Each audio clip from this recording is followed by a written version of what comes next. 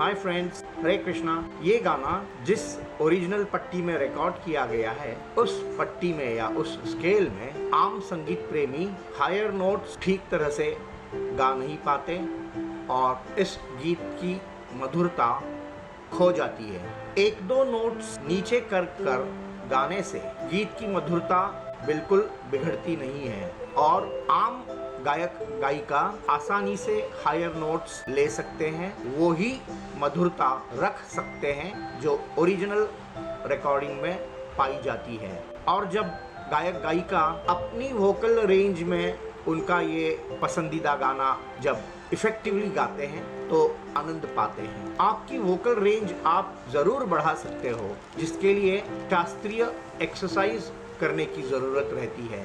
तो जब तक आपके हायर नोट्स ठीक तरह नहीं लगते, तब तक आप ये मेरे वीडियोस देखकर गा सकते हो, जिनमें एक दो नोट्स स्केल नीचे किया हुआ होता है। दूसरी बात, मेरे इन वीडियोस में लिरिक्स स्टेशनरी है।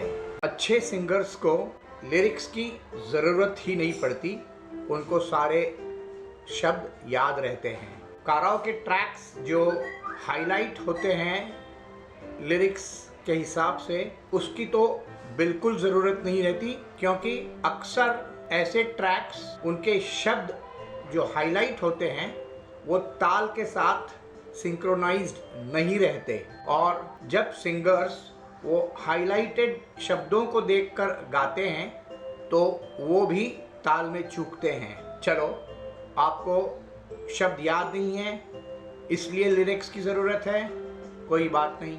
ये ऐसे ट्रैक्स आप देखिए जहाँ पे स्टेशनरी लिरिक्स होता है, इससे आपको शब्द याद रखने में मदद मिलती है। जब आप ताल और सुर में अच्छे हो और लिरिक्स आपको याद है तो आप वो गाना जब गाते हो तो उसमें इमोशंस ऑटोमेटिकली आ जाती है।